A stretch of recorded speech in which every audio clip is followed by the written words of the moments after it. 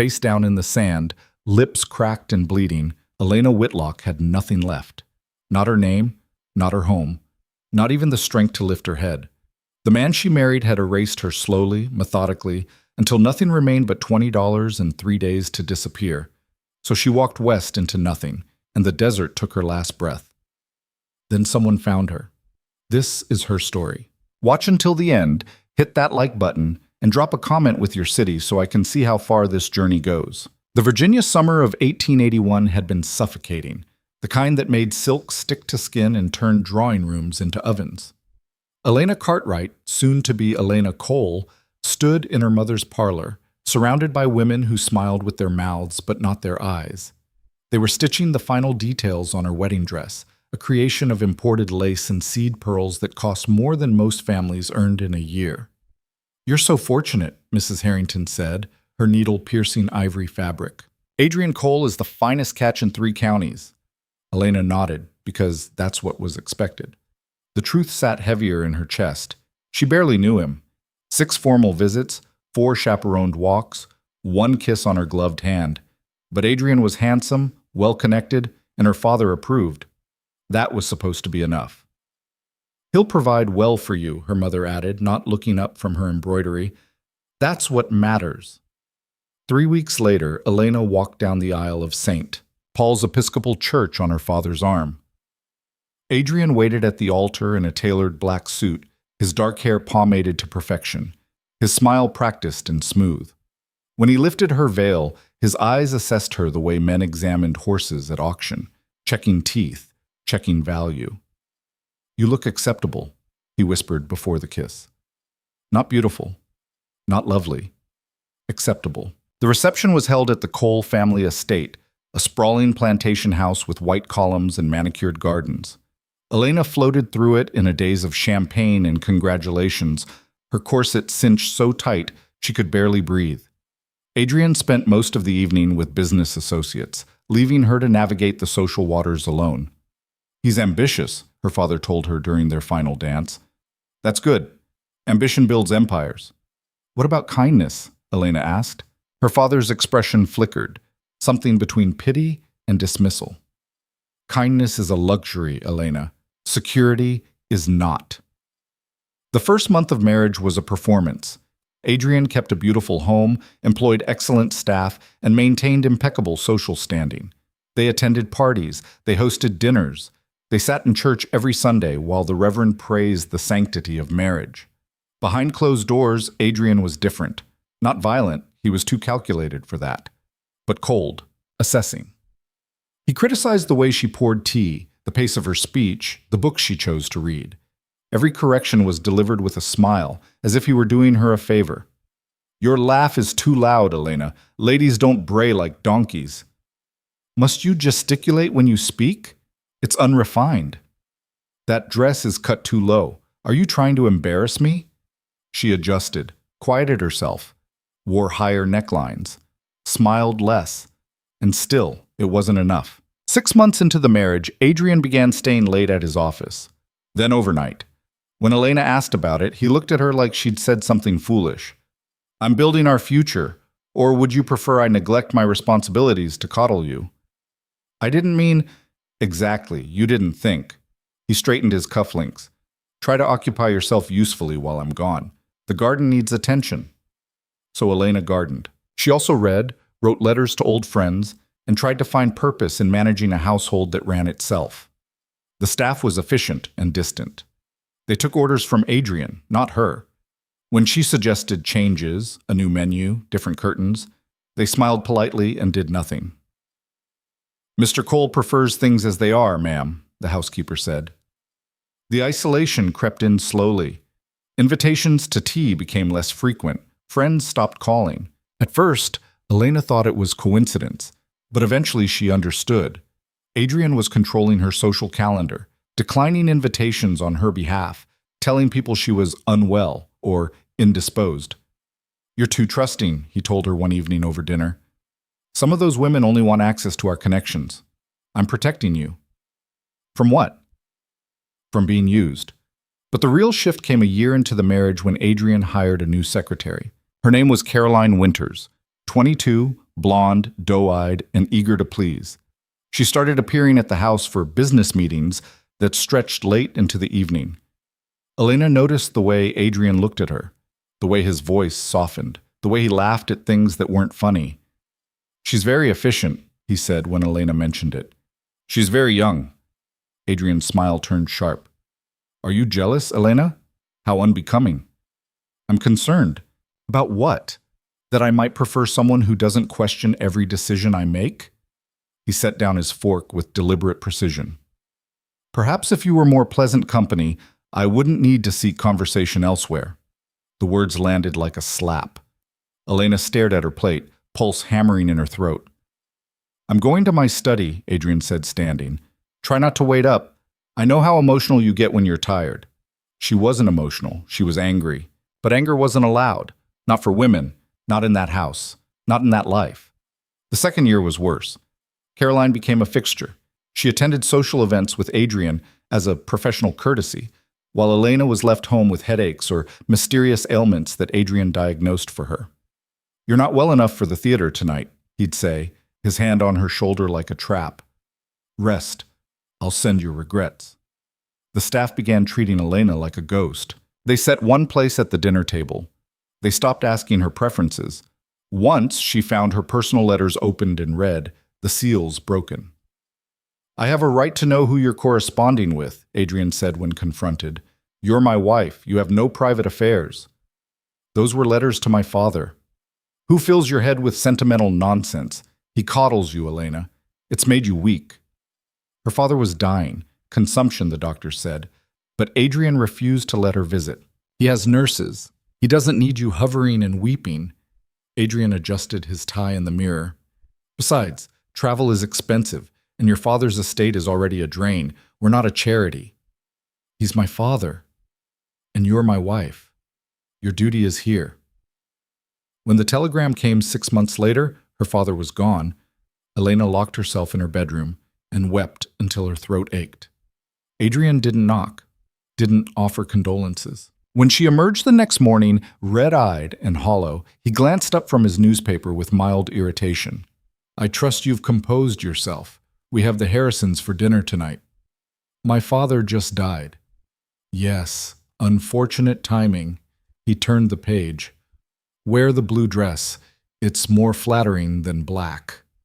Something inside Elena cracked that day. Not loudly, but deeply, like ice fracturing under weight. She wore the blue dress. She smiled at the Harrisons. She poured wine and made polite conversation while her father's body was prepared for burial 200 miles away.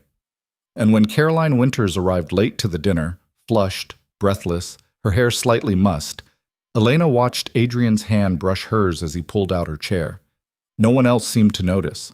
Or maybe they did, and simply didn't care. After dinner, Elena excused herself early. She went to her father's last letter, the one that had arrived a week before his death, and read it again by candlelight. "My dearest Elena, I fear I have failed you. I thought security would bring happiness, but I see now that I traded your spirit for comfort. If you are unhappy, you do not have to stay. There is no shame in choosing yourself. You are stronger than you know. With all my love, Father." She folded the letter carefully and placed it in her drawer beneath her mother's old jewelry. Then she went to bed alone. Adrien was working late and stared at the ceiling until dawn. Choosing herself. What did that even mean? She had no money of her own, no property, no skills beyond needlework and hosting parties. The law said she belonged to Adrien, and Adrien had made it clear she was a disappointment. Still, the idea took root. The third year, Elena began planning. Small things at first, setting aside coins from the household budget, mending her own clothes instead of buying new ones, learning which train routes ran west. She told no one, trusted no one. Adrien had isolated her so completely that even if she screamed, no one would hear. But she didn't scream. She stayed quiet, played the role of the dutiful wife. Let Adrien think she'd accepted her place. And then one night, she came home early from a charity meeting to find Adrien and Caroline in the parlor. Not working, not talking. His hand was on her waist, her head on his shoulder. They sprang apart when Elena entered, but the damage was done, written in Caroline's guilty flush and Adrien's cold defiance. Elena, he said smoothly, straightening his jacket. We weren't expecting you. Clearly. Caroline grabbed her coat. I should go. No. Adrien's voice was steel. Stay. Elena was just leaving. This is my home. Is it? Adrien stepped forward, and for the first time Elena saw something dangerous in his eyes. Not rage, calculation. Because as I recall, the deed is in my name. The furniture is mine. Even the dress you're wearing, I paid for it. He smiled. You own nothing here, Elena. You are nothing here. The room tilted. Elena's hands shook, but she kept her voice level. I'm your wife. A title you failed to live up to. He glanced at Caroline, then back. I think it's time we discuss the future of this arrangement. What arrangement? Our marriage, such as it is. Adrien sat down, casual and relaxed, as if they were discussing the weather. I've consulted with an attorney. Divorce is messy and expensive, but an annulment, citing your father's failing health and your own fragile constitution, could be managed quietly. I'm not fragile. Aren't you? He tilted his head. The headaches, the melancholy, the inability to fulfill your wifely duties. His smile was poison. I've documented everything, Elena. Witnesses, physician's notes. By the time I'm finished, no one will question my decision. Elena's vision narrowed. You planned this. I planned for possibilities. You were supposed to be an asset, a gracious hostess, a proper ornament. Instead, you've become a burden. He stood. I'm giving you a choice. Leave quietly, and I'll provide a small allowance. Fight me, and I'll destroy what little reputation you have left. Your choice. How much? Excuse me? How much is the allowance? Adrien laughed, sharp and humorless. $20 a month, more than generous for a woman with no prospects. And where am I supposed to go? That's not my concern. He opened the door. You have 1 week to pack your things. Sentimental items only. Everything else stays. Elena looked at Caroline, who wouldn't meet her eyes. Then at Adrien, who looked bored. 1 week, she repeated. Be grateful I'm giving you that. She left the parlor on steady legs, climbed the stairs, and closed her bedroom door. Then she sat on the bed and stared at her hands until they stopped shaking. 1 week. $20. Nothing. She had been erased so slowly she hadn't noticed the strokes, each one careful, calculated, designed to leave her dependent and broken. Adrien hadn't just taken her home. He'd taken her name, her friends, her confidence. He'd made her small, but her father's letter was still in the drawer. You are stronger than you know. Elena stood, crossed to the window, looked out at the manicured gardens and wrought iron gates that had become her prison. She had 1 week. She would make it count. Over the next 6 days, Elena moved through the house like a ghost. She packed her mother's jewelry, her father's letters, 2 dresses, and a pair of sturdy boots. She took nothing Adrien had given her, not the gowns, not the pearls, not even the wedding ring. She left it on his desk with a note. Keep it. You paid for it. On the 7th day, she walked out the front door at dawn while Adrien slept upstairs. No carriage, no fanfare. Just Elena and a carpet bag and $20 stitched into her hem. The streets of Richmond were empty and cold. She walked to the train station, bought a ticket west, as far as the money would take her, and boarded without looking back. The conductor checked her ticket. Kansas City, long journey for a lady alone. Yes, Elena said quietly. It is. She found a seat near the back and watched Virginia disappear through smudged glass. The towns became smaller, the landscape flatter. By the 3rd day, the trees gave way to plains, and the plains gave way to something harsher, dirt and scrub and endless sky. Elena had no plan, no destination beyond west. She knew only that staying would have killed her, not quickly, but slowly, one humiliation at a time until nothing remained. Better to risk the unknown. At Kansas City, her money ran out. She slept in the station for 2 nights, eating stale bread and drinking water from the pump. Men stared. Women whispered. A policeman told her to move along. Where? She asked. He shrugged. Anywhere but here. She found work at a boarding house, cleaning, cooking, mending sheets. The pay was pitiful, but it came with a cot in the attic and 2 meals a day. Elena scrubbed floors until her hands bled, hauled water until her back screamed, and smiled at men who propositioned her in hallways. Not interested, she said each time, her voice flat. Most moved on. One didn't. He cornered her in the laundry room, his breath sour with whiskey. Come on, sweetheart. You're too pretty to be scrubbing toilets. Elena held the iron poker she'd been using to stoke the stove. Step back. He laughed. What are you going to do? Hit me? If I have to. Something in her eyes made him reconsider.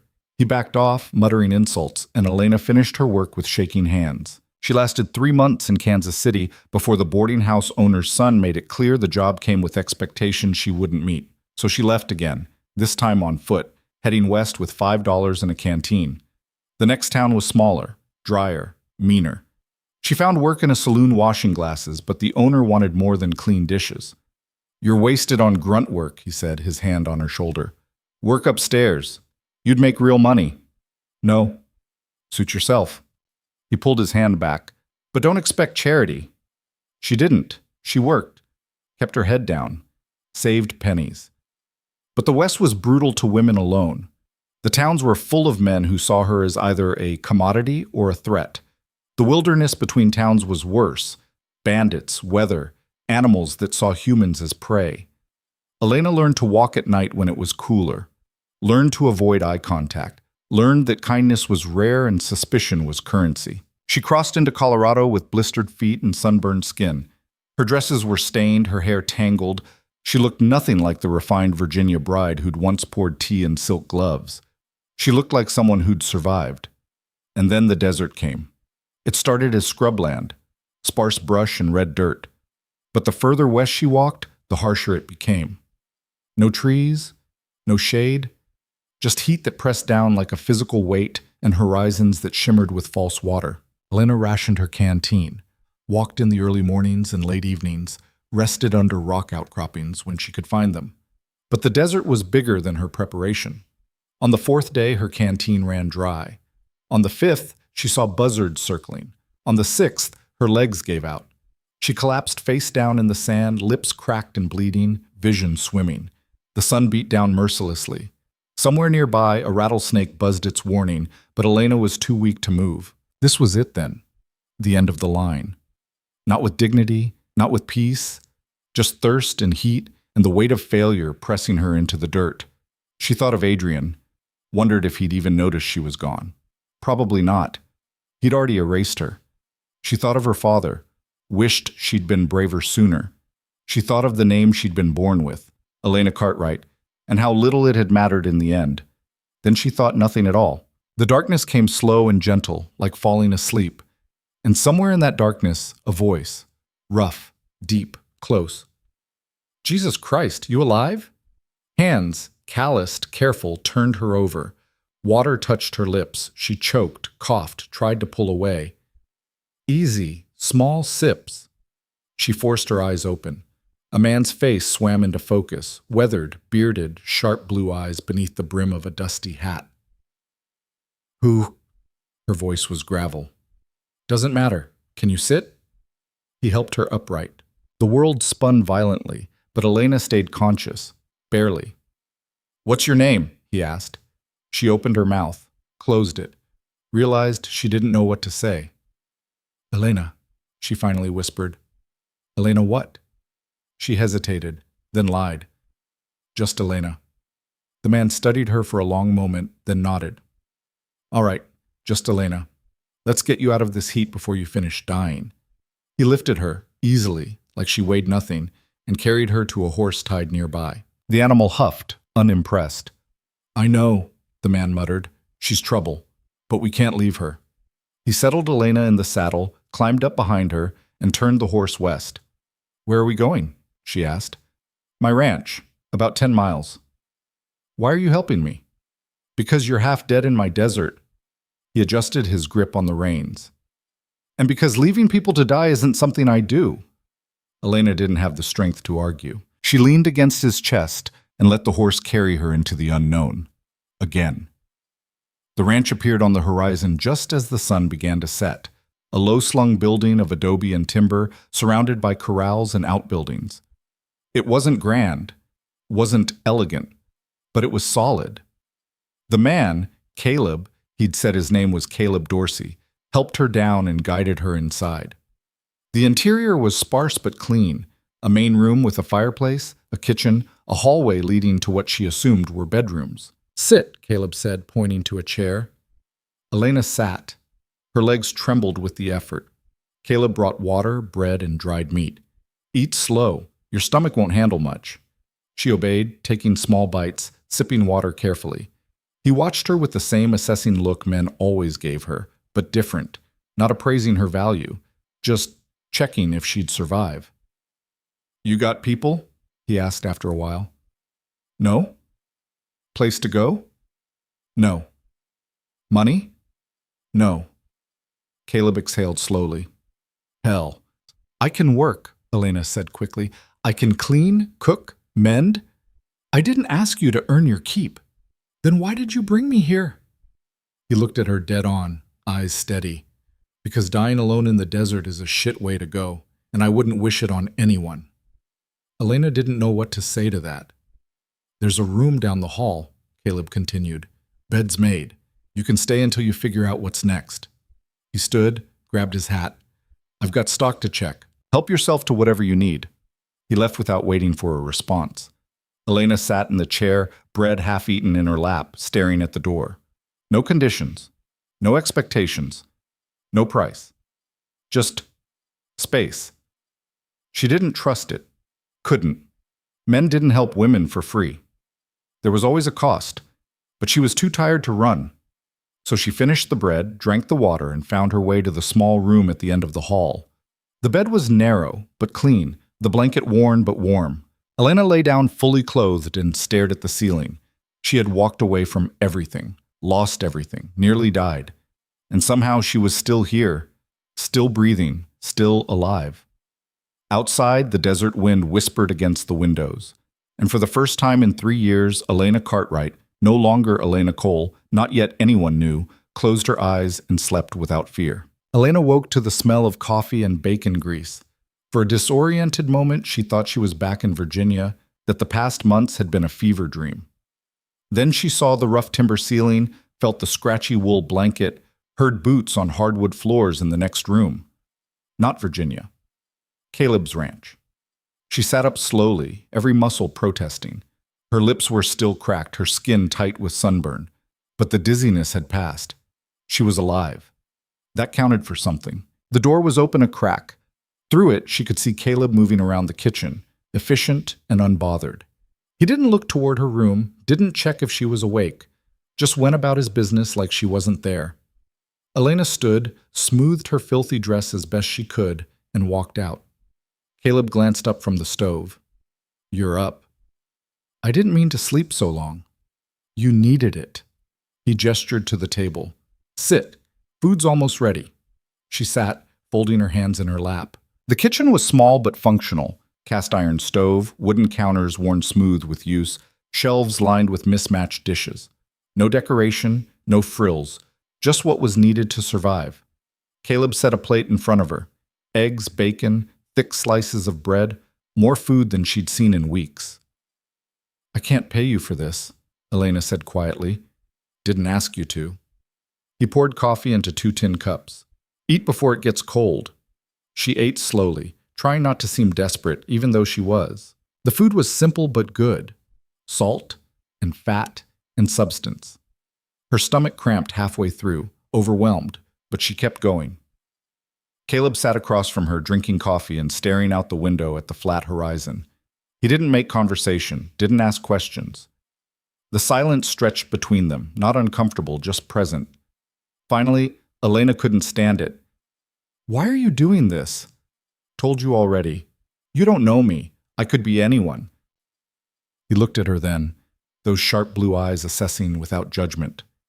"Could be, but you're not dangerous and you're not stupid. That's enough." "How do you know I'm not dangerous?" "Dangerous people don't collapse in the desert half dead. They're smarter than that." He set down his cup.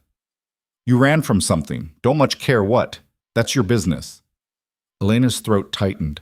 "And when I've recovered, then what?" "Then you decide what's next. Stay, go, whatever." He stood, carried his plate to the wash basin. Got work to do. You're welcome to rest or wander. Just don't go far. Desert'll kill you if you're not careful. He left through the back door, hat in hand, and Elena was alone again.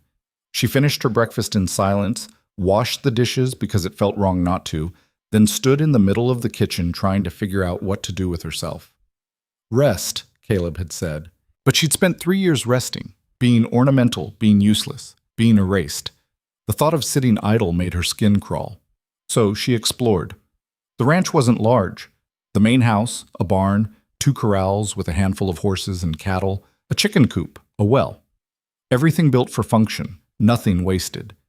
She found a vegetable garden out back, scraggly tomatoes and squash struggling in the hard soil. The fence was falling apart in places, the weeds thick. Elena crouched down, pulled a few weeds, then a few more. Her hands remembered the work, the feel of dirt under her nails, the satisfaction of clearing space for things to grow. She worked until her back ached, until sweat soaked through her dress. When she finally stopped, the garden looked marginally better. Not good, but better. Caleb found her there an hour later, covered in dust and breathing hard. Didn't have to do that, he said. I know. He looked at the cleared patch, the pile of weeds. Appreciate it, though. That was all. No effusive thanks. No performative gratitude. Just acknowledgement. Elena nodded and went inside to wash up. The days settled into a rhythm. Caleb worked the ranch, fixing fences, tending stock, riding out to check water sources. Elena cleaned, cooked, mended what needed mending. They ate meals together in silence, spoke only when necessary, existed in parallel without collision. It was strange, peaceful, almost. But Elena kept waiting for the other shoe to drop. Men didn't just let women stay out of kindness. There was always a price, always expectations. But days turned into a week, then 2, and Caleb never asked for anything beyond basic coexistence. He slept in his room, she slept in hers. He didn't comment on her appearance, didn't watch her the way men usually did, didn't make suggestions about how she could be more useful. It unsettled her more than cruelty would have. One evening, as they sat on the porch watching the sun drop below the horizon, Elena finally asked, "Don't you want to know who I am?" Caleb took a long pull from his whiskey. "Figure you'll tell me if you want to." Most people would ask. I'm not most people. Clearly. She wrapped her arms around her knees. What if I'm a criminal? Are you? No? Then it doesn't matter. He tipped his hat back. People come west to disappear. I'm not in the business of dragging their past into the light. Why not? Because mine's back there too. Elena looked at him, really looked. The weathered face, the scars on his hands, the way he carried himself like a man used to being alone. What did you run from? Same thing you did, I imagine. A life that didn't fit. He finished his whiskey, stood. I'm turning in. Lock up if you stay out here. He left her with the darkness and the stars and more questions than answers. The next morning, a woman appeared at the ranch. Elena saw her coming from the kitchen window, riding a sturdy mare, posture straight, dressed practical but clean. She was older, maybe 50, with gray-streaked brown hair pulled into a tight bun. Caleb met her outside. They spoke briefly, too quiet for Elena to hear, then both looked toward the house. Elena stepped back from the window, pulse quickening. A knock. Elena, there's someone here to meet you. She smoothed her dress, one of 2 she owned now, both worn thin, and stepped outside. The woman assessed her with sharp eyes. I'm Margaret Fletcher. I run the schoolhouse in town. Town? Elena hadn't realized there was one nearby. 7 miles east, Cedar Bluff. Margaret dismounted, brushed dust from her skirt. Caleb mentioned you're literate. Yes. Can you do sums? Basic arithmetic, yes. Margaret nodded, satisfied. I need a teacher. The last one married a rancher and moved to California. Classes have been suspended for 6 weeks. She looked Elena up and down. You're educated. That's obvious from the way you speak. And you're here, which means you need work. Am I wrong? Elena glanced at Caleb, who was studiously examining his horse's hoof. I've never taught before, Elena said carefully. Neither had the last teacher when she started. You can read, write, and cipher. That puts you ahead of most of the children. Margaret's expression softened slightly. It's not charity. The pay's modest. Room, board, and $12 a month. But it's honest work. $12. More than Adrien had offered her. Where would I stay? The schoolhouse has a small room in back. It's yours if you take the position. Margaret waited, patient. The town could use someone like you, someone who knows what it means to start over. Elena's breath caught. How do you... I don't know your story. Don't need to. Margaret climbed back onto her horse. But I recognize the look. We all came here from somewhere else, running from or toward something. Doesn't matter which. She gathered the reins. Classes start Monday. You coming or not? Elena looked at Caleb again. He met her eyes, shrugged slightly. Your choice. I'll come, Elena heard herself say. Good. I'll have the room ready. Margaret turned her horse. Caleb knows the way. He can bring you Sunday afternoon. She rode off without waiting for confirmation, dust rising in her wake. Elena stood there, heart hammering. A job, a real job, not scrubbing floors or pouring tea or being decorative. Teaching. You don't have to, Caleb said quietly. I know. Could stay here longer if you need to. I know that too. She turned to face him. But I should try. He nodded once. Sunday, then. The next few days, Elena prepared. She had no teaching materials, no experience, no credentials. But she had books, the few she'd carried from Virginia, and she had determination. Caleb watched her practice lessons aloud, reciting multiplication tables to the chickens, explaining grammar to the horses. He never laughed, never commented. Just let her be. On Sunday, he saddled 2 horses. You ride? He asked. Not well. Good enough. He helped her up, adjusted the stirrups. Town's an hour east. Stay close. They rode in silence through scrubland and rocky terrain. The sun beat down relentlessly, but Elena was getting used to it. The heat, the emptiness, the way the land stretched on forever without apology. Cedar Bluff appeared gradually. First a few scattered buildings, then a dirt main street lined with storefronts. General store, saloon, blacksmith, feed shop. The schoolhouse sat at the far end, a simple whitewashed building with a bell tower and a fenced yard. People stared as they rode past. A woman living on Caleb Dorsey's ranch was apparently news worth noting. Margaret was waiting outside the schoolhouse. Good. You're punctual. She helped Elena dismount, then gestured toward the building. 16 students, ages 6 to 14. Most can barely read, some can't at all. You'll have your work cut out for you. She led Elena inside. The room was sparse. Wooden benches, a blackboard, a desk at the front, shelves lined with worn textbooks. Sunlight streamed through tall windows, illuminating dust motes. Room's back here. Margaret opened a door to reveal a tiny space with a cot, a washstand, and a trunk. Not much, but it's private.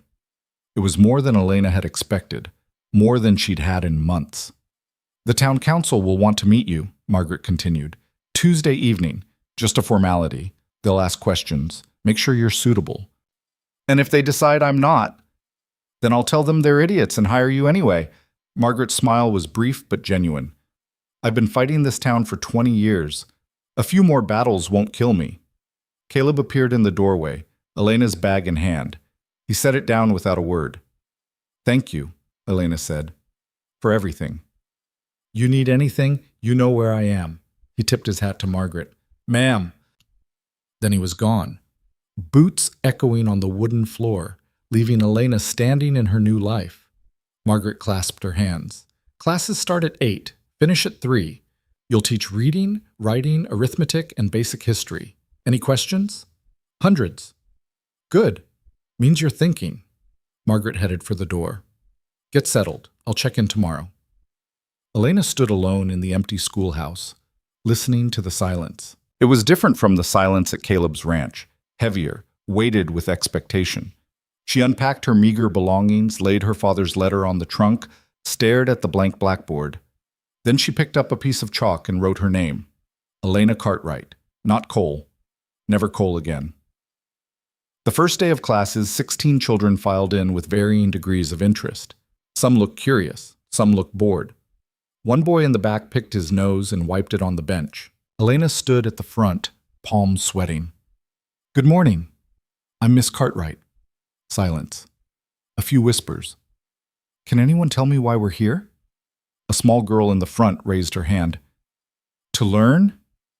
"Exactly, to learn." Elena picked up the chalk. "And what do you want to learn?" A boy called out. "When can we go home?" Scattered laughter. Elena didn't flinch. "When you can spell arithmetic correctly." The laughter died. The boy scowled. She wrote the word on the board. "Let's start there." It was chaos. The older boys tested her, talking over lessons, throwing paper. The younger children cried when they didn't understand. One girl refused to speak at all, just stared at her hands. By lunchtime, Elena's voice was hoarse and her head pounded, but she didn't quit. She spent the afternoon teaching them a song to remember the alphabet, turned multiplication into a game, sat beside the silent girl and waited until she finally whispered an answer. When 3 o'clock came, the children scattered like startled birds. Elena slumped at her desk, exhausted. Margaret appeared in the doorway. "Survived your first day?" "Barely." "That's how it goes." She handed Elena a tin of tea. "Gets easier, or you get tougher. Hard to say which." "They don't respect me." "They don't know you yet. Give it time." Margaret sat on one of the benches. "The town council wants to see you tomorrow night, 6 o'clock. Wear something clean if you have it." Elena had one dress that wasn't stained. "What will they ask?" "Where you're from, why you're here, whether you'll corrupt their children." Margaret's tone was dry. "Answer honestly but vaguely. They don't need your life story." "And if they don't approve?" "Then they can teach the damn children themselves." Margaret stood. "You'll be fine. You've got spine. I can tell." Elena wasn't sure she believed that, but she nodded anyway. The town council met in the back room of the saloon, 4 men and 2 women, seated around a table like judges. Elena stood before them, hands clasped, trying not to fidget. "Miss Cartwright," the eldest man began. He had a thick mustache and cold eyes. "We appreciate your willingness to teach, but we have concerns." "Such as?" "You're living on Caleb Dorsey's ranch." "I was. I'm living at the schoolhouse now." "But you stayed with him, alone, unchaperoned." He leaned forward. "That raises questions about your character." Elena's jaw tightened. "I was dying in the desert. He saved my life. There was nothing improper about it." "Can you prove that?" "Can you prove otherwise?" One of the women hid a smile. The man's face reddened. "We're simply ensuring our children are taught by someone of moral standing." "Then ask Margaret Fletcher. She hired me. Or ask your children after a few weeks whether I'm teaching them anything useful." Elena forced herself to stay calm. "I'm qualified, I'm willing to work, and I need this position. If that's not enough, then find someone else." The room went quiet. Finally, one of the women spoke. "I think she'll do fine, Henry. Let's not make this harder than it needs to be." Henry grumbled, but didn't argue. "Probationary period. 3 months. If there are complaints, you're gone." "Understood." Meeting adjourned. Elena walked out into the cool evening air, pulse racing. She'd done it. Stood her ground. Didn't apologize or shrink or beg. It felt strange. Good, but strange. She walked back to the schoolhouse, lit a candle, and sat on the edge of the cot. Through the window, she could see the town settling in for the night. Lights in windows, smoke from chimneys, the low hum of conversation from the saloon. She wasn't part of it yet, but she wasn't invisible either. The weeks passed. Elena taught, struggled, adapted. The children tested her less. Some even started participating. The silent girl, her name was Alice, began raising her hand. The nose-picking boy learned to read 3-letter words. It wasn't perfect. Elena made mistakes, lost her temper, doubted herself daily, but she kept showing up. The town noticed. Women nodded to her in the street. The general store owner gave her credit when she needed supplies. Even Henry from the council tipped his hat once, grudgingly. But there were whispers too, about her living alone, about Caleb, about where she'd come from and why. Elena ignored them. She'd learned in Virginia that gossip thrived on reaction. Starve it, and it eventually moved on. On Saturdays, Caleb rode into town for supplies. He'd stop by the schoolhouse, check the roof, fix the loose step, make sure the stove was working. You don't have to keep doing this, Elena said one afternoon as he replaced a broken window pane. I know. Then why? He paused, considering. Because you're doing something that matters. Least I can do is make sure the building doesn't fall apart around you. It's just teaching. No, it's not. He wiped his hands on his pants. It's giving those kids a chance at something better. That's not small. Elena didn't know what to say to that. Caleb finished the window, gathered his tools. You need anything else? No, thank you. He nodded and left, and Elena stood there wondering when his presence had started feeling less like obligation and more like something else. Winter came early that year. The first snow fell in late October, dusting the desert in white that melted by noon. Elena kept the schoolhouse warm with the potbelly stove, teaching children in coats and mittens. One evening, Margaret invited her to supper. Her house was small but cozy, filled with books and mismatched furniture. You've done well, Margaret said over stew. The children are learning. Parents are pleased, even the skeptical ones. I'm still figuring it out. We all are. Every day. Margaret refilled Elena's cup. Can I ask you something? Of course. What happened before you came here? Elena set down her spoon. Why does it matter? It doesn't, but you carry it like weight. Might help to set it down. Elena stared into her tea. Then slowly she told her. Not everything, but enough. The marriage, the erasure, the cruelty disguised as correction, the way Adrien had made her small. Margaret listened without interrupting. And now? She asked when Elena finished. Now I'm here. Running or building? Elena considered. Both, maybe. That's honest. Margaret smiled. For what it's worth, you're doing better than you think. That night, Elena lay in her cot and thought about her father's letter, about strength, about choosing herself. She was trying. It didn't always feel like enough, but she was trying, and maybe for now, that was all she could ask. December brought bitter cold. The schoolhouse was drafty, the children restless. Elena taught them holiday songs to keep spirits up, let them write letters to families they might never send. On the last day before winter break, Alice approached her desk. Miss Cartwright? Yes, Alice? I wrote something for you. She handed over a folded paper, then fled before Elena could respond. Elena unfolded it carefully. Inside, in careful script, thank you for teaching me words. Now I can say what I think. Elena's eyes stung. She folded the letter, tucked it into her father's book, and finished cleaning the classroom. That evening, Caleb arrived with a wagon. What's this? Elena asked. Taking you to the ranch for a few days. Storm's coming. You'll freeze in this building. I can't just... You can argue or you can pack. Either way, you're coming. Elena packed. The ranch felt different in winter. Stark, isolated, beautiful in a harsh way.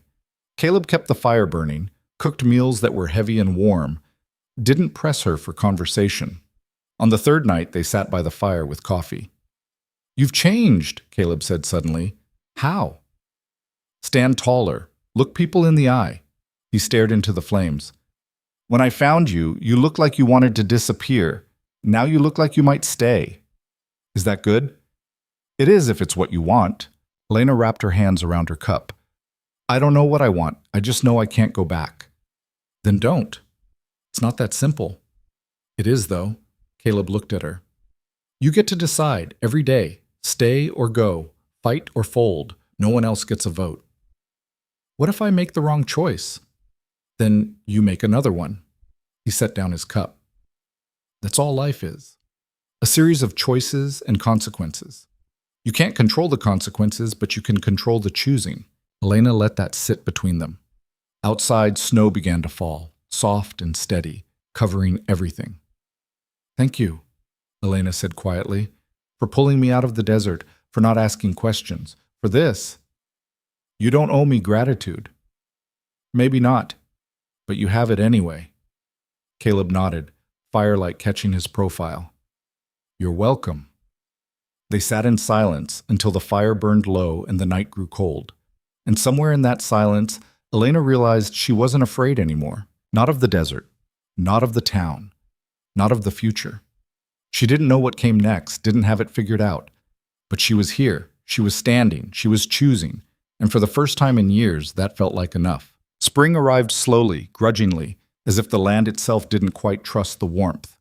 Elena returned to the schoolhouse after the winter break with a stack of new primers Margaret had ordered and a quiet determination that felt different from before, steadier, earned through months of small victories and smaller failures. The children noticed.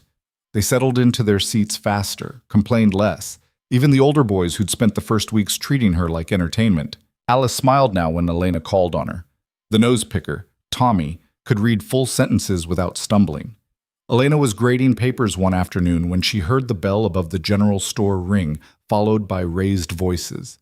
She looked up from her desk, curious but not alarmed. Arguments over prices and goods were common enough. But then Margaret burst through the schoolhouse door, breathless and tight-faced. "You need to hear this now before someone else tells you wrong." Elena stood. What happened? Man came into town an hour ago, well-dressed, Eastern accent, asking questions about you. The blood drained from Elena's face. What kind of questions? About a woman matching your description. Said he was looking for his wife. Margaret's expression was hard. His name's Adrien Cole. The room tilted. Elena gripped the edge of her desk, nails digging into wood. He's here? Staying at the boarding house. Told half the town he's come to bring you home, that you've been unwell and he's worried sick. Margaret's voice dripped contempt. Playing the concerned husband. Elena's mind raced. Adrien. Here. After all these months, all these miles. She'd known on some level he might come. Men like him didn't tolerate being left. But she'd hoped the distance would be enough. That he'd decide she wasn't worth the effort. She'd been wrong. What do I do? The question came out smaller than she meant it to. You stand your ground. Margaret crossed her arms. You've built a life here. You're not the same woman who left Virginia. He won't care about that. Then make him care. Margaret's eyes blazed. Or better yet, make him irrelevant. Elena wanted to believe that was possible, but she knew Adrien, knew his ability to twist situations, to make himself the victim, to wield social pressure like a blade. The town council will do what they always do, protect their own interests. Margaret's voice softened slightly. But you've got allies here. Me, Caleb, even some of the parents who didn't trust you at first. You're not alone. Elena nodded, throat too tight for words. Stay here tonight, Margaret continued. Lock the doors. I'll spread word that you're not receiving visitors. Tomorrow, we figure out the rest. But tomorrow came too fast. Elena was brewing coffee the next morning when someone knocked. She froze, cup halfway to her lips. Miss Cartwright? A man's voice. Not Adrien's. Younger, uncertain. Message for you. She opened the door a crack. A boy from the boarding house stood there, holding an envelope. He shoved it at her and ran before she could speak. The envelope was expensive paper, her name written in Adrien's precise script. Elena stared at it for a long moment before opening it. Elena, I've come a long way to find you. Surely you can spare an hour to speak with your husband.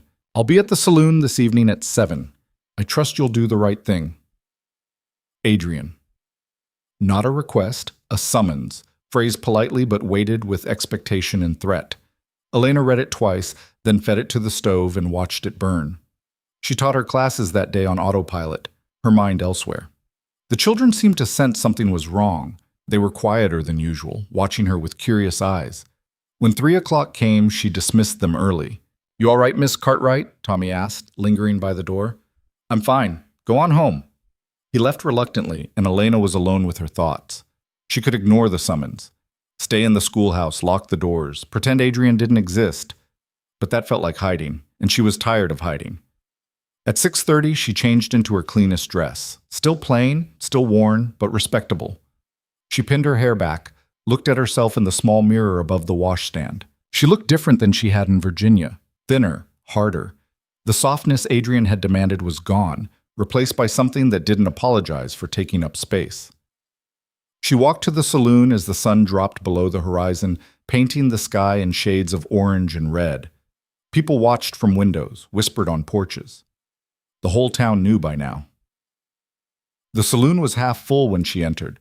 Ranch hands playing cards, a few men drinking at the bar. Conversations died when she walked in. Everyone stared. Adrien sat at a corner table looking exactly as she remembered.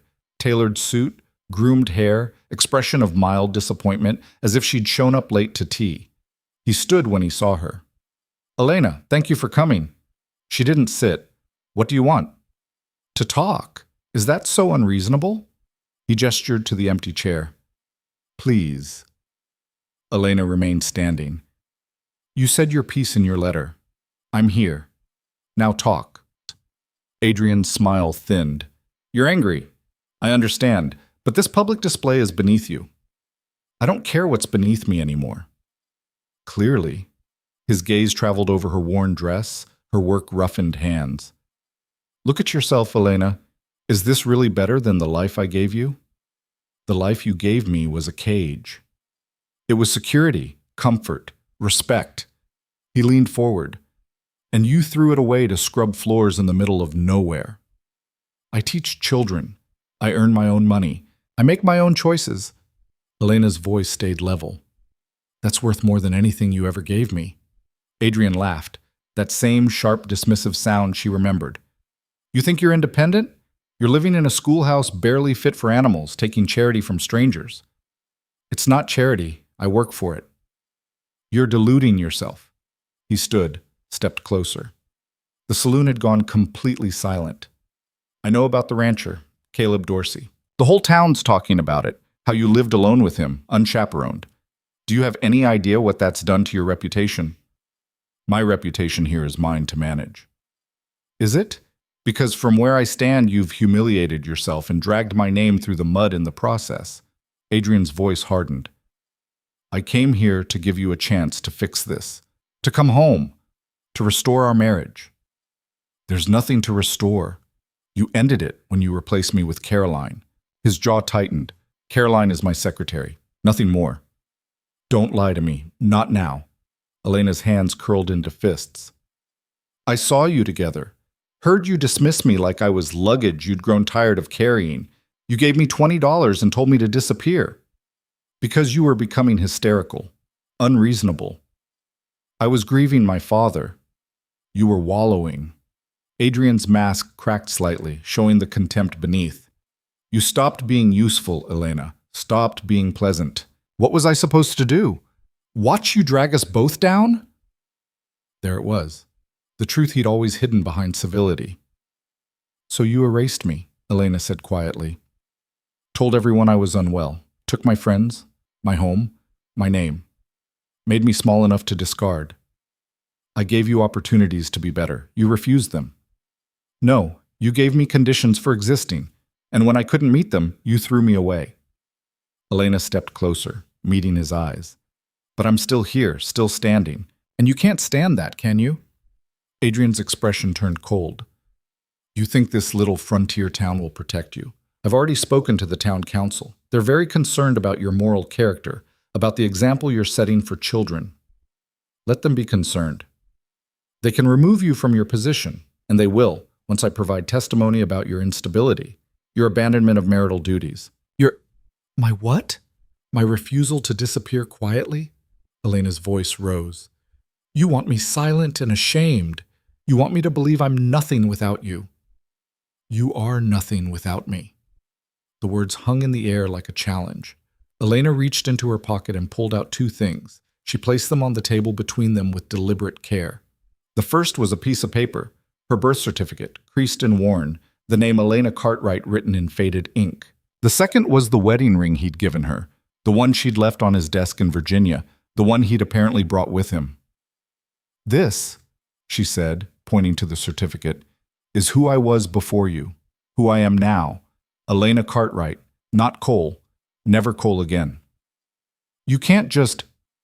And this," she continued, pointing to the ring, "is yours. It always was. You bought it. You controlled it. You used it to claim ownership." She pushed it toward him. "I don't want it. I don't want anything that came from you." Adrien stared at the ring, then at her. "You're making a mistake." "No, marrying you was the mistake. This is me fixing it. I won't let you humiliate me like this. You're doing that yourself." Elena's voice was steady now, clear. You came here to drag me back because you can't stand that I left, that I survived without you, that I'm better off. Better off? Adrien's laugh was brittle. Look around, Elena. You're teaching brats in a broken-down schoolhouse for pennies. You're alone. You have nothing. I have myself. That's more than I had with you. The saloon was so quiet, Elena could hear her own heartbeat. Adrien's face twisted. If you don't come back with me, I'll make sure everyone knows what you are. A disobedient wife, an adulteress. I've never been unfaithful. Does the truth matter? I'll say you were. I'll say you ran off with the rancher. I'll say whatever I need to say to ruin you. Go ahead. Elena didn't flinch. Ruin me. Tell your lies. See who believes you. They will. I'm a respected businessman. You're nobody. Maybe, but I'd rather be nobody than be yours. The words landed like a physical blow. Adrien's hand shot out, gripping her wrist. You don't get to walk away from me. Elena looked down at his hand, then back at his face. Let go. Or what? She removed his hand herself, prying his fingers off one by one, calm and deliberate. Or I'll make you wish you'd never found me. Adrien stumbled back, shock flickering across his face. In 3 years of marriage, Elena had never challenged him physically, never stood her ground. You've changed, he said, and it sounded like an accusation. Yes, I have. I don't know you anymore. Good. Because the woman you knew doesn't exist. You killed her. Elena picked up her birth certificate, left the ring on the table. Go back to Virginia, Adrien. Go back to Caroline. Build whatever life you want, but leave me out of it. This isn't over. Yes, it is. She turned and walked toward the door. Every eye in the saloon watched her. She felt their weight, their judgment, their curiosity. Behind her, Adrien's voice rose. You'll regret this, Elena. You'll come crawling back and I won't be there. She stopped at the door, looked back one last time. I'm counting on it. Then she walked out into the night. The air outside was cool and sharp. Elena's hands were shaking, her pulse racing, but she kept walking, didn't run, didn't hide. She walked past the boarding house where Adrien was staying, past the general store and the feed shop, all the way to the edge of town where the buildings gave way to open land. Then she stopped, bent over, and vomited into the dirt. When the shaking finally stopped, she straightened, wiped her mouth, and looked up at the stars. She'd done it, faced him, said the things she'd never been able to say, rejected not just him, but the entire identity he'd forced on her. And she'd survived it. Footsteps behind her. Elena tensed, but it was Margaret, carrying a lantern. Whole town's buzzing, Margaret said quietly. You all right? I don't know yet. Fair enough? Margaret stood beside her, both of them staring into the darkness. He's leaving tomorrow morning. Told the boarding house owner he's had enough of this backwards hellhole. He'll try to damage my reputation before he goes. Let him try. Most folks here already made up their minds about you. Margaret glanced at her. You're one of us now. That counts for something. Elena wanted to believe that, but she knew how quickly towns could turn, how easily whispers became truth. What if the council can go to hell? Margaret's voice was steel. You're the best teacher this town's had in years. They fire you over gossip. They'll have me to deal with. You can't fight the whole town. Watch me. Despite everything, Elena almost smiled. They walked back together in silence. When they reached the schoolhouse, Margaret paused. For what it's worth, you were magnificent in there. Didn't beg, didn't apologize, just stood your ground. I was terrified. Didn't show. Margaret squeezed her shoulder. Get some rest. Tomorrow's another day. Elena went inside, locked the door, and sat on her cot in the darkness. Her hands had stopped shaking. Her breathing had steadied. She'd faced Adrien Cole, the man who'd spent 3 years convincing her she was worthless. And she'd told him no. Not politely, not apologetically. Just no. The next morning, Elena woke to find a note slipped under her door. The matter is concluded. I'm returning to Virginia. You're not worth the continued effort. Consider yourself fortunate I'm too busy to pursue legal action against you for abandonment and theft of property. Don't contact me again. A C, no signature, no closing pleasantries, just cold dismissal. Elena read it once, then burned it in the stove. By noon, word had spread that Adrien was gone. The town buzzed with speculation. Some said he'd left in a rage, others that he'd been embarrassed, still others that Elena had threatened him somehow. None of it was quite true, but Elena didn't correct the stories. Let people think what they wanted. She taught her afternoon classes with her usual focus. The children seemed relieved to have things back to normal. Alice brought her a drawing, a woman standing on a hill with the sun behind her. Elena tucked it into her father's book. After school, Caleb appeared. He didn't knock, just leaned against the doorframe. "Heard you had an interesting evening." "You could say that." "He gone?" "Yes." Caleb nodded slowly. "Good." Elena set down the books she'd been organizing. "Were you going to step in if things had gone differently? If you'd needed me to? But you let me handle it myself." "Seemed like you wanted to." He straightened. "Did you?" Elena considered. "Yes." "Then I made the right call." He glanced around the schoolhouse. "Place looks sturdy. You doing all right here?" "I am." "Good." He turned to leave, then paused. "What you did took guts. Most people would have folded." "I almost did." "But you didn't. That's what matters." He tipped his hat. "See you around, Miss Cartwright." He left before she could respond, and Elena stood there feeling something shift in her chest, something warm and unfamiliar. The town council called an emergency meeting 3 days later. Elena arrived expecting condemnation. Instead, she found a room divided. Henry stood the moment she entered. "Miss Cartwright, we've heard disturbing accounts about your conduct." "From who?" "Mr. Cole left testimony before his departure. He claims you abandoned your marital duties, engaged in improper relations." "He's a liar." Elena's voice was flat. "And you know it." One of the women, Ruth, the blacksmith's wife, spoke up. "I was in the saloon that night, heard the whole thing. That man was vicious. She stood up to him with more grace than he deserved." "That's beside the point," Henry blustered. "The appearance of impropriety is less important than the reality of good teaching," Margaret interrupted, standing. "Elena Cartwright has done more for this town's children in 6 months than the last 3 teachers combined. Her personal life is none of our concern." "But the moral example is a woman who refused to be controlled by a cruel man. That seems like a fine lesson to me." Ruth crossed her arms. "My daughter reads now. She didn't before." "That's worth more than gossip." The debate raged for an hour. Elena sat quietly, letting them argue, until Henry finally turned to her. "What do you have to say for yourself?" Elena stood. "I'm not perfect. I've made mistakes. But I've worked hard here. I've shown up every day. I've done my job." She looked at each council member in turn. "If that's not enough, fire me. But don't pretend it's about morality. It's about control. And I'm done being controlled." Silence. Then Ruth stood. "I vote she stays." Margaret stood. "As do I." One by one, the other council members stood, even Henry, reluctantly. "Probation extended another 3 months," he grumbled, "but any hint of scandal won't come from me." Elena nodded. "Thank you." She left the meeting feeling lighter than she had in days. The town settled back into routine. Spring turned to summer. Elena's students advanced. Alice started writing poetry. Tommy asked if he could borrow books to read at home. The whispers about Adrien faded, replaced by new gossip, new dramas. Elena became part of the landscape, familiar, expected, no longer interesting, and that was exactly what she wanted. One evening in late June, Margaret invited her to supper again. This time, Caleb was there too. "Didn't know this was a social occasion," Elena said, surprised. "It's not. It's business." Margaret served stew. "The town's growing.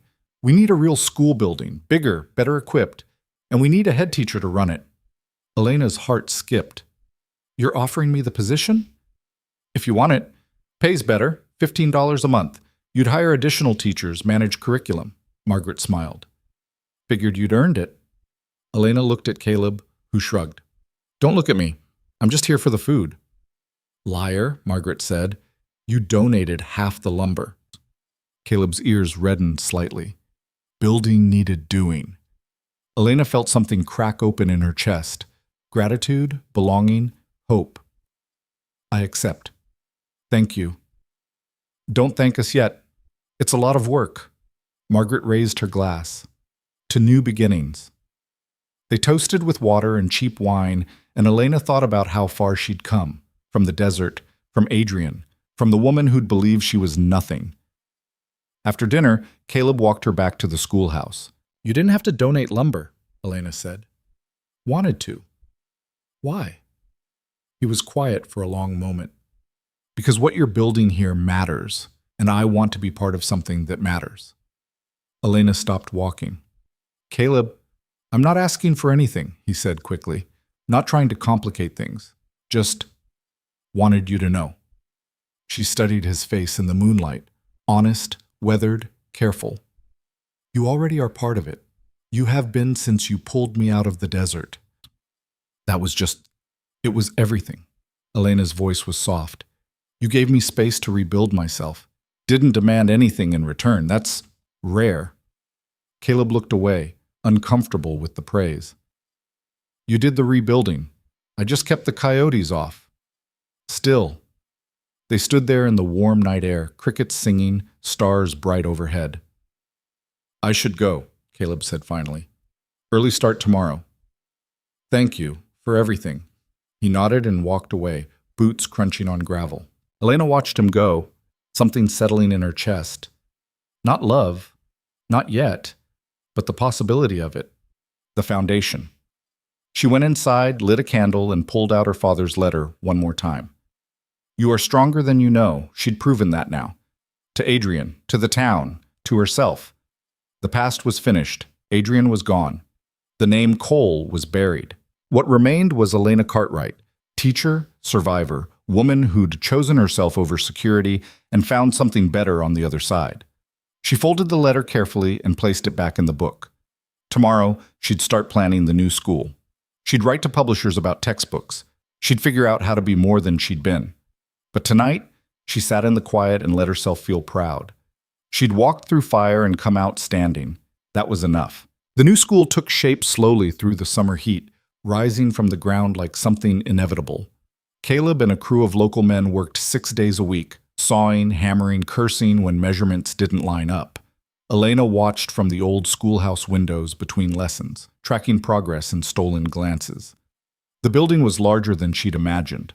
2 rooms instead of 1, with real glass windows and a porch that wrapped around the front. Margaret had somehow convinced the territorial government to contribute funds, and the rest came from donations, lumber, labor, pennies saved from ranch hands and shopkeepers who remembered not knowing how to read.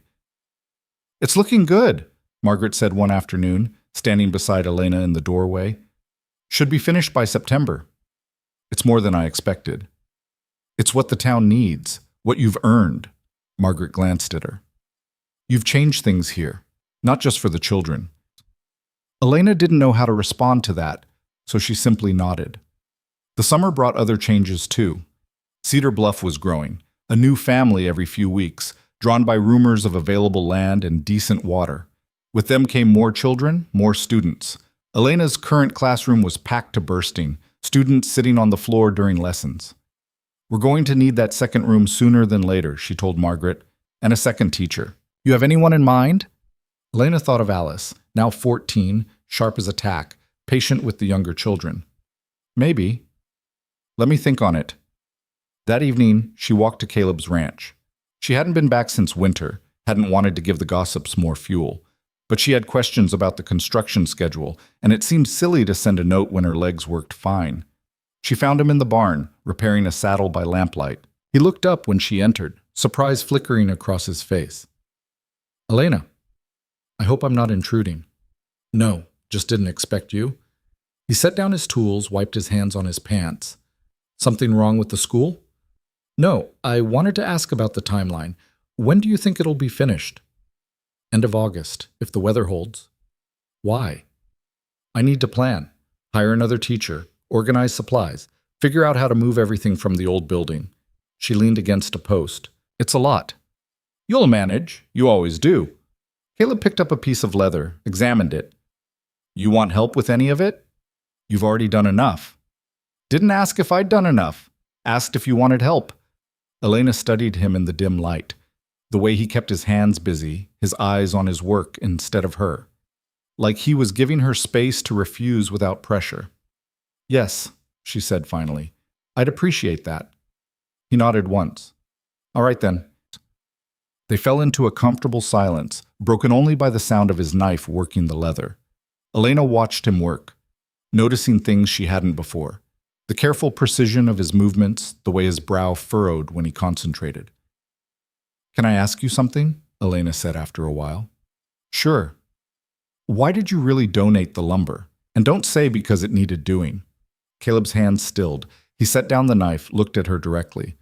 Because you're building something good, and there's not enough of that in the world to waste it. That's not really an answer. It's the one you're getting. But his voice was softer than usual, almost gentle. You want coffee? I was about to make some. Please. They moved to the house, to the kitchen where she'd first eaten his food all those months ago. The space felt different now, familiar in a way that had nothing to do with the furniture and everything to do with the man moving through it. Caleb poured coffee into 2 cups, handed her one. How are the children doing? Better than expected. Tommy's reading at a 5th grade level now. Alice is writing stories. Elena wrapped her hands around the warm cup. Sometimes I can't believe they're the same kids who threw paper at me that first day. They just needed someone to believe they could do it. Maybe. Or maybe they needed someone who wouldn't give up on them. Same thing, isn't it? Elena considered that. I suppose it is. They talked about small things after that. The drought, the new families, town politics. Easy conversation that didn't demand anything beyond presence. When Elena finally stood to leave, the sky outside was full dark. I should go before people start talking, she said. They're already talking. Talked the whole time you lived here. Caleb walked her to the door. If you worried about gossip, you'd never do anything. Spoken like someone who doesn't care what people think. I care about what matters. The rest is noise. He opened the door for her. You want me to ride back with you? It's only 7 miles. I'll be fine. Elena. She turned, saw genuine concern in his eyes. All right. Yes. Thank you. They rode in comfortable silence, the desert cool and quiet around them. When they reached the schoolhouse, Caleb dismounted with her. Sleep well, he said. You too. He rode away without looking back, and Elena stood in the dark, feeling something warm and complicated settle in her chest. The next day brought a letter. The postmaster handed it to her after school with a strange expression.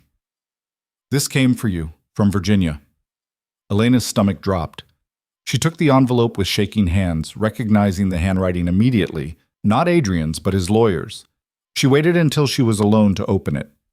Dear Mrs. Cole, I am writing on behalf of Mr. Adrien Cole regarding the dissolution of your marriage. Mr. Cole has agreed to pursue a legal separation rather than the annulment previously discussed, citing irreconcilable differences and abandonment of marital duties on your part. He requires your signature on the enclosed documents. Please note that by signing, you forfeit any claim to property, assets, or alimony.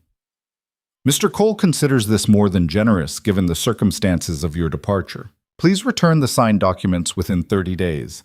Regards, Harrison Webb, Esquire. Elena read it twice, then looked at the documents. Dense legal language, but the meaning was clear. Adrien wanted to erase the marriage officially, and he wanted her to have nothing. She should have felt relieved. This was freedom, legally recognized. Instead, she felt angry. Not at the divorce, she wanted that, but at the framing, abandonment of marital duties, irreconcilable differences, language that made it seem like she'd failed, like she'd been the problem. Margaret found her an hour later, still staring at the papers. What's wrong? Elena handed her the letter without speaking. Margaret read it, her expression darkening with each line. That son of a bitch. He's giving me what I want. The marriage ended. On his terms, making it look like you're the one who failed. Margaret threw the letter on the desk. Are you going to sign it? I don't know. What do you mean you don't know? This is your freedom. It's freedom with a price. He gets to control the narrative, tell everyone I abandoned him, that I was unfit. Who cares what he tells people in Virginia? You're here now. I care. Elena's voice cracked. I spent 3 years being told I wasn't good enough. Now he wants me to sign a document that says the same thing legally. Margaret sat down heavily. So what do you want to do? I want to fight it. I want to tell the truth. That he was cruel. That he pushed me out. That he replaced me. Elena looked at the papers. But I can't afford a lawyer. Can't even afford to travel back to Virginia for a hearing. Then don't sign it. Make him wait. For what? I have no power here. You have more than you think. Margaret leaned forward. That man traveled across the country to try to drag you back. Failed. Now he wants this finished quickly and quietly. Why? Elena frowned. Because I'm an embarrassment? Because you're a threat. If you contest this, if you make noise, people might start asking questions. Might wonder why a respectable businessman's wife ran away. Margaret's eyes gleamed. You have leverage. Use it. I don't want his money. Then don't take it. But don't let him dictate terms either. Write back. Tell him you'll sign when he agrees to an honest accounting. Abandonment by mutual decision, no fault assigned. He'll never agree to that. Then he doesn't get his clean ending. Margaret stood. You're not powerless anymore, Elena. Stop acting like you are. Elena looked at the papers again, seeing them differently now. Not a trap, but a negotiation. Not a final blow, but an opening. She wrote the letter that night, her hand steady.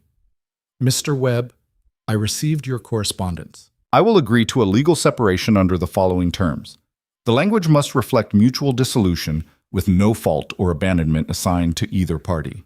I require nothing from Mr. Cole. No property, no assets, no alimony. In return, he requires nothing from me except my agreement to end the marriage honestly. If Mr. Cole finds these terms acceptable, send revised documents and I will sign immediately. If not, I am prepared to wait indefinitely. Elena Cartwright. She signed her birth name deliberately, sent it the next morning, and tried not to think about it. The school construction continued. By mid-August, the roof was on and the windows installed. Elena spent her evenings planning lessons for 2 rooms, trying to figure out how to teach different ages simultaneously with limited resources. Caleb appeared one Saturday with a wagon full of desks. Where did you get these? Elena asked, watching him unload. Made them. Well, me and a few others. Figured you'd need them. The desks were simple but sturdy, sized for different ages. Elena ran her hand over one, feeling the smooth wood. How much do I owe you? Nothing. They're donated. Caleb, consider it rent. You let me help with something worthwhile. That's payment enough. He carried a desk inside, set it in position. Where do you want the rest? They worked together in the late afternoon heat, arranging furniture, sweeping floors. At some point, Margaret arrived with curtains, then Ruth with supplies, then other townspeople with books, slates, chalk. By sunset, the new school looked almost ready. Elena stood in the doorway, overwhelmed. I don't know what to say. Don't say anything, Margaret replied. Just keep teaching. That's thanks enough. The crowd dispersed slowly, leaving Elena alone in the new building. She walked through both rooms, touching desks, straightening curtains, imagining them filled with children. This was hers. Not because someone gave it to her, but because she'd earned it, built it through months of work and stubbornness, and refusing to disappear. A sound behind her, Caleb leaning against the doorframe. Thought you'd left, Elena said. Was about to. Wanted to make sure you were all right first. I'm good. Better than good. She turned in a slow circle. I can't believe this is real. It's real. You made it real. Pushed off the frame. I should go. Long ride back. Caleb, wait. Elena crossed the room quickly. I need to tell you something. He stopped, turned. All right. When you found me in the desert, I was ready to die. I'd given up. The words came fast now, needing to be said. You gave me space to figure out who I was without someone telling me. You never demanded anything, never made me feel small, and I need you to know that matters. Caleb was quiet for a long moment. You would have figured it out eventually, with or without me. Maybe, but it would have been harder, lonelier. Elena took a breath. I'm not good at this. at saying what I mean. Adrien trained that out of me, but I'm trying to be better at it. You're doing fine. Then let me finish. She met his eyes. I care about you. I don't know what that means yet or what I want it to mean, but I needed you to know. Caleb's expression softened. I care about you too. Have for a while now. What do we do about it? Nothing, if you're not ready. Everything, if you are. He stepped closer. I'm not going anywhere. There's no rush. Elena felt something loosen in her chest, relief and fear mixed together. Thank you. For what? For being patient. For being honest. She smiled slightly. For not being Adrien. That's a low bar. You'd be surprised how many men don't clear it. Caleb almost smiled. I should really go now, before I do something stupid like kiss you in an empty schoolhouse. Elena's breath caught. Would that be stupid? Probably. Maybe I don't mind stupid. Caleb looked at her for a long moment, something careful and wanting in his eyes. Then he stepped back, deliberate. Not yet, he said quietly. When it happens, I want you to be sure. Not caught up in a moment, not grateful, not confused. Sure. Elena nodded, understanding. All right. He tipped his hat. See you around, Miss Cartwright. He left, and Elena stood alone in the new school, heart racing, cheeks warm. Not yet, but maybe someday. The response from Virginia came 3 weeks later. Miss Cartwright, Mr. Cole has reviewed your terms and agrees to the revised language. Enclosed are updated documents reflecting mutual dissolution with no fault assigned. Please sign and return at your earliest convenience. Mr. Cole wishes you well in your future endeavors. Regards, Harrison Webb. Esquire Elena read it twice, checking for tricks or hidden clauses. But it was exactly what she'd asked for, a clean ending with no blame, no claims, no strings. She signed her name in the designated spaces, her hand steady. Then she sealed the envelope and walked it to the post office herself. That's it? The postmaster asked. That's it.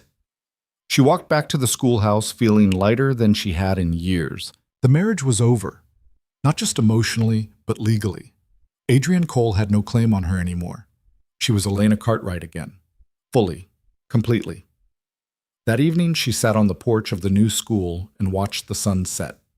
The sky burned orange and red, painting the desert in colors that would have seemed harsh a year ago, but now felt like home.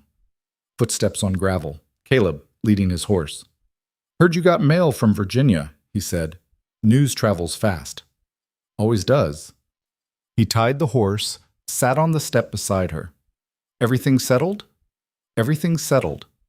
Elena pulled the copy of the separation agreement from her pocket, showed him the signatures. I'm officially not married anymore. Caleb looked at the document, then at her. How do you feel? Free? Terrified? Relieved? All of it at once. That sounds about right. They sat in comfortable silence, watching the colors fade from the sky. Elena was acutely aware of his presence beside her, solid, steady, real. Thank you, she said after a while. For what this time? For not pushing. For letting me figure things out at my own pace. That's just basic decency, Elena. You'd be surprised how rare that is. Caleb shook his head slightly. World's a strange place when basic decency is remarkable. It is, but I'm grateful for it anyway. Elena turned to face him. I'm not ready for anything complicated, not yet, but I want you to know that if I am, you're the first person I'd want to talk to about it. Caleb's expression was soft in the fading light. I can wait. I'm good at waiting. What if it takes a long time? Then it takes a long time. He stood, offered his hand to help her up. I'm not going anywhere. Neither are you. We've got time. Elena took his hand, let him pull her to her feet. For a moment they stood close, his hand still holding hers, both aware of the space between them and the possibility of closing it. Then Caleb stepped back, let go gently. See you tomorrow, he said. Tomorrow. He rode off into the gathering dark, and Elena watched until he disappeared. The new school opened on the first Monday of September, 23 children filed in, wide-eyed at the space and the new desks, and Miss Cartwright standing at the front with a smile that had more confidence than it used to. "Welcome," Elena said. "Let's begin." She taught them reading and arithmetic and geography. She taught them that mistakes were part of learning, that questions were encouraged, that every single one of them had value. And slowly, carefully, they began to believe her. Alice became her assistant teacher, helping the younger students while Elena worked with the older ones. The girl had a natural patience and a gentle way of explaining things that made even the most stubborn child willing to try. "You're good at this," Elena told her one afternoon. Alice ducked her head, embarrassed. "I just remember what it was like not understanding before you came. You should consider teaching, formally, when you're older." "Really?" "Really. You have a gift for it." Alice's face lit up in a way that reminded Elena of why she'd stayed, why she fought, why all of this mattered. The town continued growing. More families, more children, more people building lives in hard land that demanded everything and gave back just enough to survive. Elena was part of it now. Not an outsider, not a curiosity, just someone who belonged. She taught, she planned. She helped Margaret advocate for better funding and more resources. She attended town meetings and spoke her mind when she disagreed with decisions. And slowly, without her quite noticing when it happened, she stopped being afraid. Afraid of judgment, afraid of abandonment, afraid of taking up space. She existed loudly now, unapologetically. And the world didn't end. 3 months after the school opened, Caleb appeared on a Sunday with a proposition. "I'm expanding the ranch. Need more hands. Thought you might know someone looking for work." Elena considered.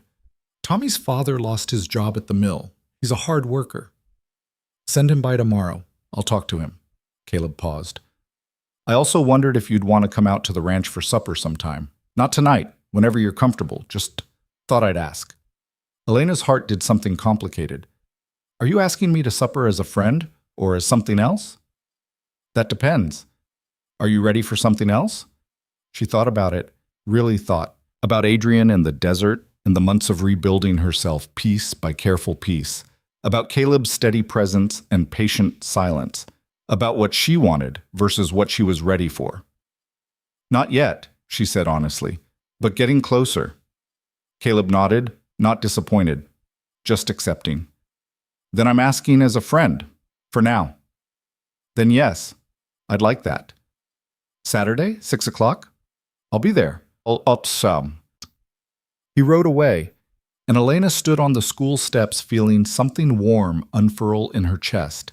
Not love yet, but the foundation for it, the possibility. And for the first time since Virginia, that felt like enough. Saturday came. Elena dressed carefully, not fancy, just clean and presentable. She rode to the ranch as the sun started dropping, the desert painted in gold. Caleb was waiting on the porch, looking nervous in a way she'd never seen him. "You came," he said. "I said I would." "I know, just wasn't sure." Elena tied her horse, climbed the steps. "I don't break promises." "No, you don't." He opened the door. "Supper's almost ready. Nothing fancy." It wasn't fancy, just stew and bread and coffee. But it was good, and the conversation was easy, and somewhere between the meal and the dishes, they fell into the kind of comfortable rhythm that took most people years to find. Afterward, they sat on the porch and watched the stars emerge. "This is nice," Elena said. "It is. Complicated, but nice." Caleb glanced at her. "Does it have to be complicated?" "Probably not. I just make it that way." "You're allowed to. After what you've been through." He leaned back against the post. "Take all the time you need. I mean that." Elena looked at him, really looked, saw the honesty in his eyes, the lack of expectation. He meant it, every word. "I appreciate that more than you know," she said quietly. They sat in silence until the night grew cold. Then Caleb walked her to her horse. "Same time next week?" he asked. "If you want." "I want." Elena rode back to town with a small smile on her face and warmth in her chest that had nothing to do with the weather. It wasn't a grand gesture, wasn't a declaration, but it was honest, real, built on respect and patience and the slow accumulation of trust. And that, Elena thought, was worth more than all of Adrien's promises had ever been. The winter came again, but this time Elena was ready. The new school was insulated better, the stove more efficient. The children arrived bundled and cold, but eager to learn. Elena taught them through snow and wind. She hired a second teacher, a young man from Denver who needed work and didn't mind the isolation. She wrote curriculum and advocated for books and fought the council when they tried to cut funding. And every Saturday, she had supper at Caleb's ranch. They talked about everything and nothing. About the past sometimes, carefully. About the future occasionally in vague terms. Mostly about the present, the work, the land, the small victories and frustrations of daily life. It was simple, uncomplicated in the best way. And somewhere in those weeks, Elena realized she was happy. Not perfectly, not constantly, but genuinely, deeply happy in a way she'd never been in Virginia. She belonged to herself now, answered to herself, built a life that reflected who she actually was instead of who someone else wanted her to be. That was worth every hard mile, every doubt, every moment of fear. On a clear December night, as she rode back from Caleb's ranch under a sky full of stars, Elena thought about the woman who'd collapsed in the desert 16 months ago. That woman had been broken, desperate, ready to give up. This woman was whole, strong, ready for whatever came next. The transformation hadn't been smooth, hadn't been easy, but it had been real. And that made all the difference. The second winter in Cedar Bluff settled over the land like a quiet promise, cold and unforgiving, but familiar now. Elena had learned its rhythms, its demands, the way it forced everything to slow down and turn inward. She kept the school running through January storms that trapped families in their homes for days, through February winds that rattled the windows until she thought they'd shatter. The children arrived when they could, bundled in whatever layers their families could spare. Some days only 5 showed up. Other days, all 23 crowded into the warm classroom, thawing frozen fingers by the stove, while Elena taught lessons that adapted to whoever made it through the snow. Miss Cartwright, Tommy raised his hand one particularly brutal morning when only 8 students had arrived. Why do we keep coming? Why not just wait until spring? Elena set down her chalk. Because learning doesn't stop for weather. Because your minds don't hibernate. Because showing up when it's hard matters more than showing up when it's easy. Tommy considered this. My pa says that about work, too. Your pa is a smart man. He also says you're stubborn as a mule. The other children giggled. Elena smiled. He's right about that, too. She'd hired Tommy's father, Ben, to do maintenance work at the school and help Caleb at the ranch. The man had proven reliable, quiet, grateful for steady work. His wife had started bringing Elena preserves and bread, never saying much, just leaving them on the school steps with a nod. It was how things worked here. No grand gestures, just small acts of reciprocity that built something stronger than words. By mid-February, Elena had been in Cedar Bluff for 18 months, long enough that people had stopped asking where she came from, long enough that when Ruth mentioned needing someone to help organize the spring festival, everyone automatically suggested Miss Cartwright. I don't know anything about festivals, Elena protested when Margaret brought it up. Neither did anyone else the first time they did it. You'll figure it out. Margaret handed her a list. You're good at organizing. This is just organizing with decorations. Elena looked at the list. Tasks, committees, dates. It looked manageable, almost boring in its normalcy. She'd take boring. Boring meant she belonged. The Saturday suppers at Caleb's ranch had become routine. Elena arrived at 6, they ate, they talked. She left around 9. Sometimes they sat in comfortable silence. Sometimes they argued about things that didn't matter, whether coffee should be strong or palatable, if chickens were worth the effort, who told the better story that week. It was easy, safe, neither pushing for more nor settling for less. But something was shifting. Elena felt it in the way Caleb looked at her sometimes when he thought she wasn't watching, felt it in her own chest when his hand brushed hers, reaching for the coffee pot, felt it in the reluctance to leave, the way 9 o'clock always came too soon. One Saturday in late February, as they sat on the porch despite the cold, Caleb spoke first. Can I ask you something? Always. When you said you weren't ready before, for something more than friendship, are you still not ready? Or has that changed? Elena's breath caught. She'd known this conversation was coming, had been circling it in her own mind for weeks, but having it out loud made her heart race. I don't know, she said honestly. I think about it, about what more might look like, but I'm also scared. Of what? Of losing myself again, of falling into old patterns, of trusting someone and having them. She stopped, not sure how to finish. Having them turn out to be like Adrien, Caleb finished quietly. It's not that I think you're like him. You're nothing like him. But I thought I knew him too before we married. Thought he was kind. Caleb was silent for a moment. I can't prove I'm different. Can't make promises that'll convince you. All I can do is keep showing up the way I have been. Keep being honest. Keep giving you space to choose. And if I never choose, if I'm always too scared, then we stay friends. That's not nothing, Elena. I'd rather have you in my life as a friend than not at all. He looked at her directly. But I won't lie and say I don't want more. I do. I think you know that. Elena's throat tightened. I want it too. That's what scares me. Why? Because wanting things with Adrien got me hurt. Wanting his approval, his affection, his respect. Every time I wanted something from him, he used it against me. I'm not him.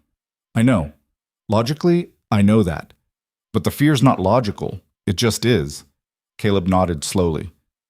Then we take it slow. Slower than we have been. Until the fear gets quieter. That might take a while. I'm patient. Elena almost smiled. You keep saying that. Because it keeps being true. They sat in the cold until Elena's hands went numb. Then Caleb walked her to her horse like always. But this time, before she mounted, he caught her hand. For what it's worth, he said quietly, I think you're braver than you give yourself credit for. You survived things that would have broken most people.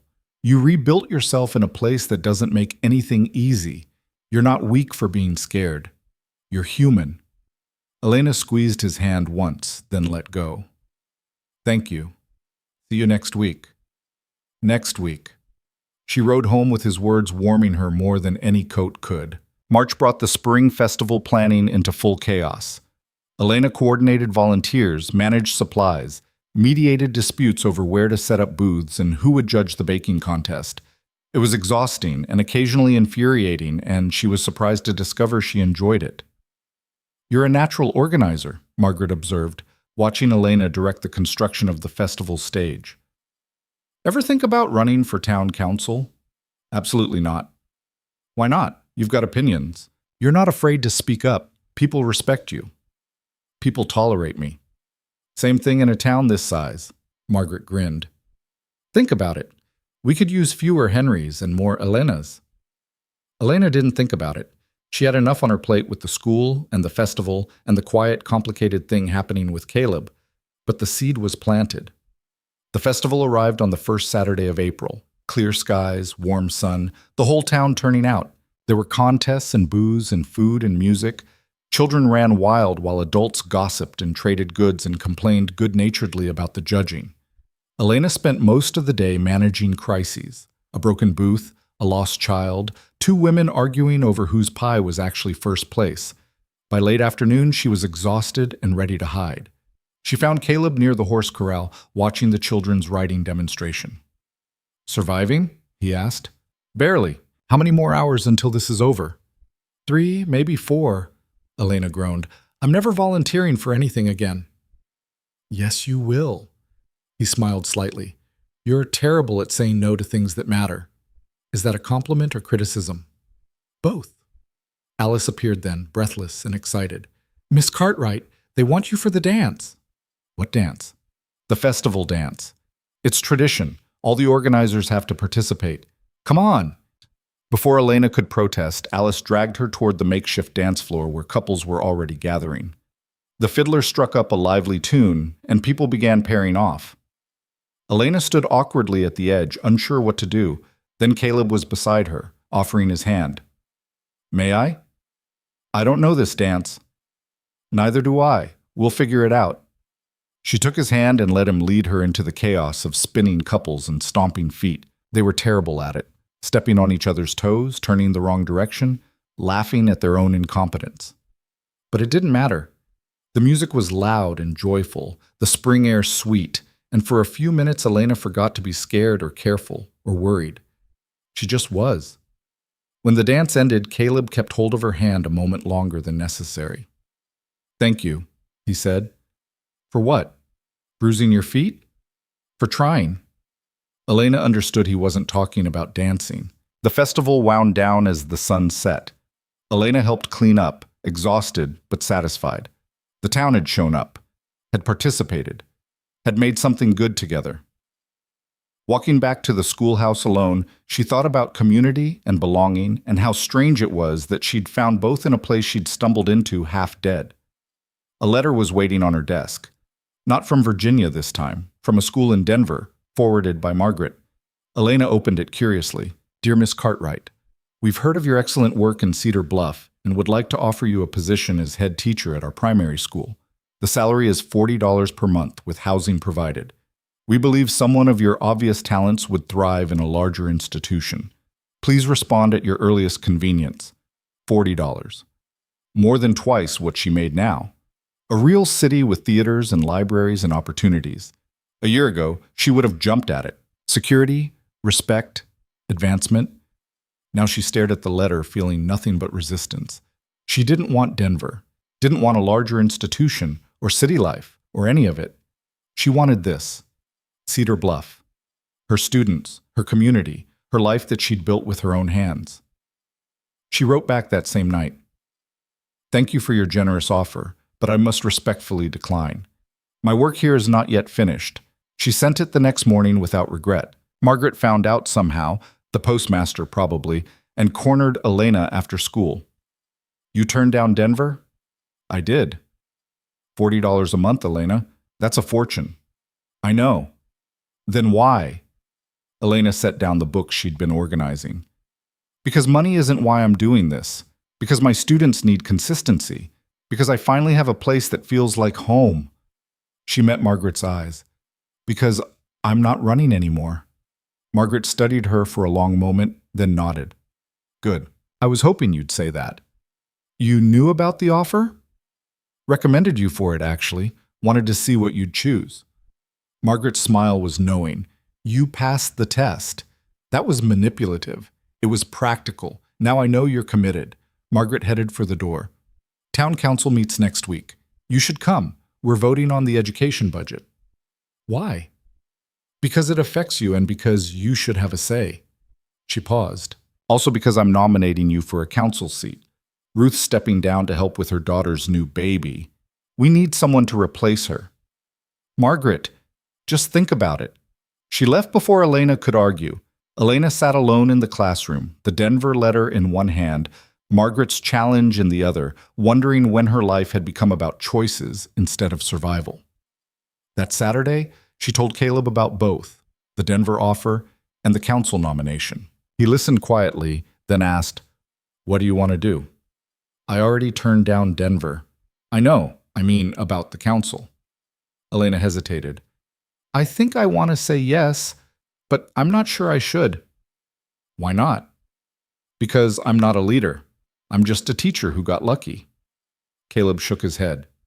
"You're a teacher who worked her ass off, who showed up every day, who fought for her students and her school and herself. That's not luck. That's character. But the council needs people who actually care about the town instead of their own interests. Needs people who will fight for things that matter." He looked at her steadily. "Needs people like you. You sound like Margaret." "Margaret's smart." Elena laughed despite herself. "You two are ganging up on me." "Is it working?" "Maybe." She agreed to the nomination the next day. The vote would happen in May, after the spring planting. Henry made his disapproval clear, but enough people supported her that it seemed likely to pass. "You'll be terrible at it," Henry told her after a council meeting. "Probably," Elena agreed, "but I'll show up and do my best. That's more than some can say." Henry harumphed but didn't argue further. April turned to May. The land warmed and greened in places where water collected. Elena's garden behind the school flourished. Tomatoes, squash, beans climbing up makeshift trellises. The children helped tend it during recess, learning about growing things and patience. On a warm evening in mid-May, Elena sat on her porch reading her father's letter for what must have been the 100th time. She knew it by heart now, but the physical act of holding it, of seeing his handwriting, still mattered. You are stronger than you know. She'd proven that, but she was still learning what strength actually meant. Not just endurance, but choice. Not just surviving, but building. Not just standing alone, but knowing when to let people in. Footsteps on gravel. Caleb, earlier than usual, looking uncertain. I know it's not Saturday, he said, but I wanted to talk to you about something. Can I come up? Of course. He climbed the steps, sat beside her on the bench.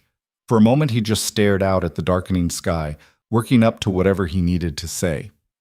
Finally, I've been thinking about what you said, about being scared, about trust. Elena's heart picked up speed. All right. And I realized I've been waiting for you to not be scared, for you to wake up one day and be ready. But that's not fair to either of us. Elena's chest tightened. Caleb, let me finish. He turned to face her. You're probably always going to have some fear. What Adrien did doesn't just disappear, and I can't fix that, can't erase it. But I can tell you this. I see you, the real you. Not the version you think you're supposed to be. Not the polished wife Adrien wanted. Just you, stubborn, brave, imperfect, extraordinary you. And I want all of it, fear included. Elena's eyes stung. That's a lot to ask for. I know, and you can say no. But I needed you to know where I stand. I love you, Elena. I've loved you for months. And I'm tired of pretending friendship is enough when it's not. The words hung in the air between them, honest and terrifying and everything Elena had been afraid to want. I don't know if I can be what you need, she whispered. I need you to be yourself, that's all. Not perfect, not healed, just honest. Caleb reached for her hand carefully, giving her space to pull away. I'm not asking you to marry me tomorrow. I'm just asking if you'd be willing to try this. Really try. See where it goes. Elena looked at their joined hands, felt the calluses on his palm, the warmth of his skin.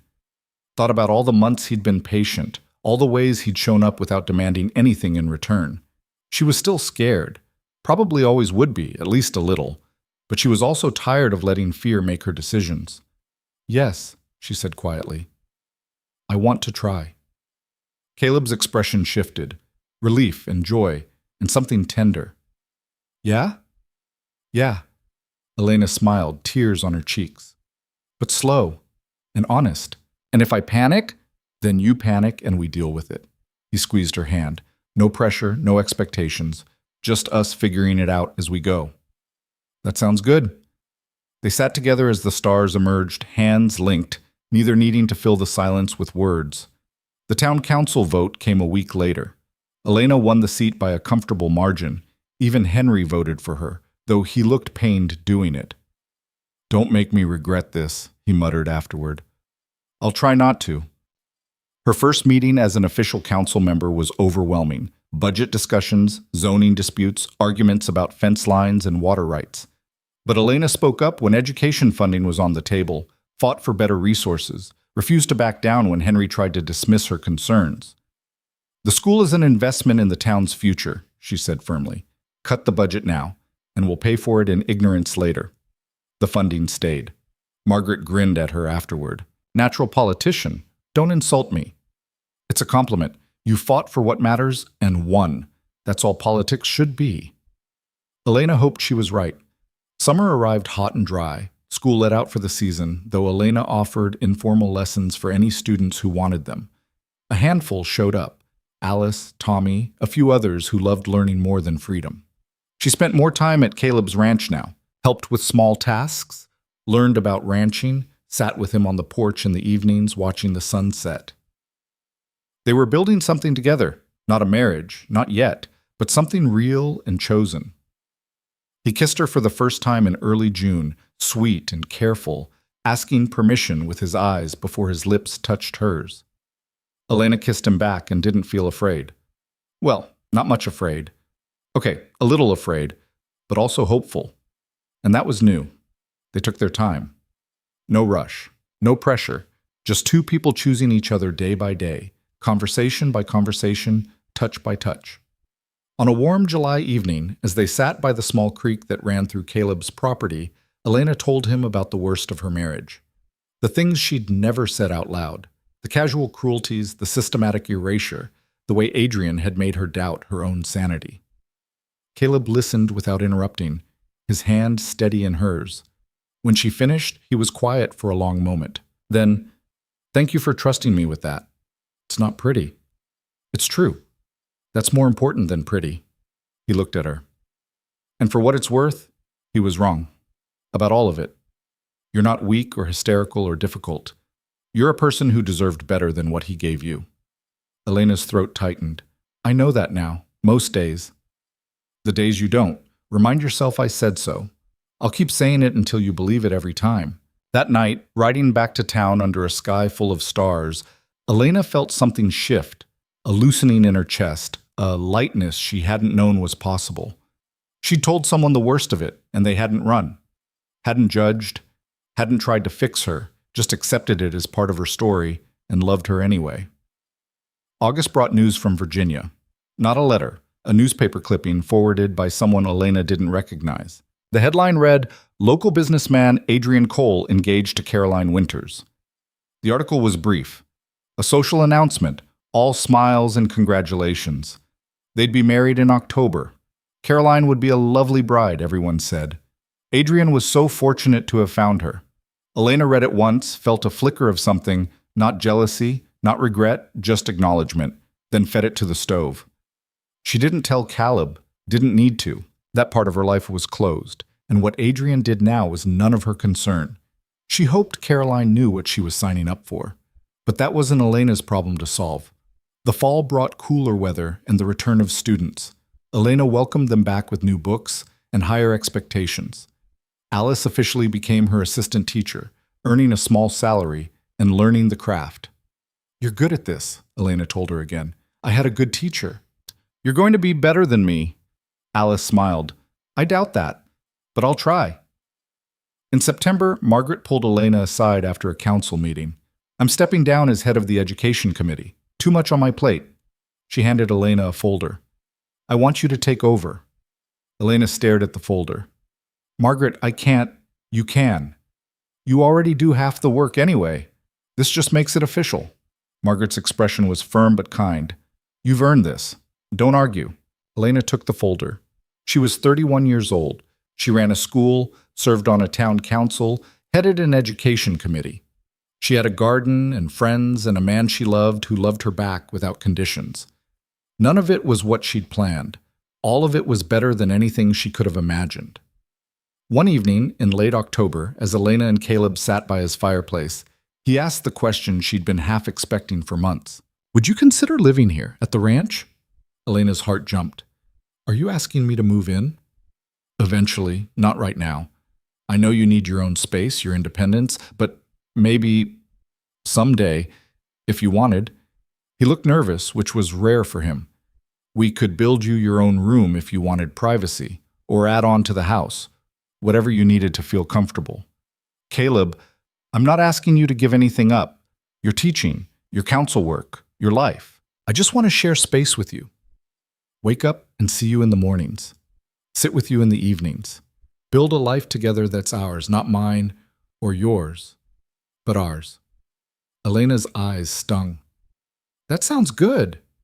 "Yeah? Yeah. Not tomorrow, but someday. When I'm ready." "When you're ready." Caleb pulled her close, kissed her forehead. "I can wait." "You always say that, because it's always true." November brought the first snow. Elena taught through it, managed council business, spent weekends at the ranch helping Caleb prepare for winter. They were building routines, learning each other's rhythms, figuring out how to be together without losing themselves. It wasn't always smooth. They argued sometimes, about small things mostly, stubbornness meeting stubbornness, but they talked through it, apologized when necessary, kept showing up. And slowly, Elena learned that conflict didn't mean abandonment. That disagreement didn't equal rejection. That love could be steady even when it wasn't perfect. On a quiet December evening, Elena sat alone in the schoolhouse and pulled out her father's letter one last time. She read it slowly, feeling the weight of every word. You are stronger than you know. She folded it carefully, placed it in the book, and set the book on the shelf. She didn't need to read it anymore, didn't need the reminder. She knew her strength now, had tested it and proven it, had rebuilt herself from nothing into someone she could actually respect. The woman who'd collapsed in the desert was gone. Not forgotten, but transformed. In her place stood someone harder, clearer, more herself than she'd ever been. Elena Cartwright, teacher, council member, survivor, woman who'd chosen herself and kept choosing herself every single day. And for the first time in her life, that felt like enough. That winter, Elena made her decision. She told Caleb she'd move to the ranch in the spring after the school year ended.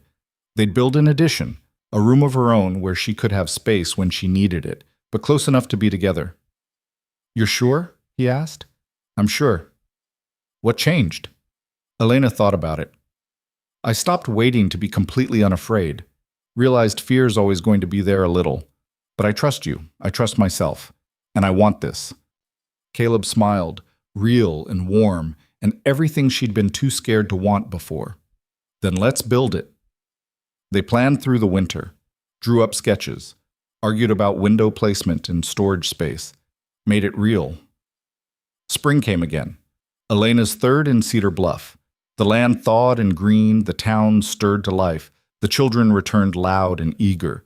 Elena taught them with the same dedication she always had, but now with the knowledge that this was her home, her choice, her life built deliberately instead of fallen into. Construction on the ranch addition started in April. Caleb and Ben and a handful of other men worked evenings and weekends, building walls and installing windows and creating space.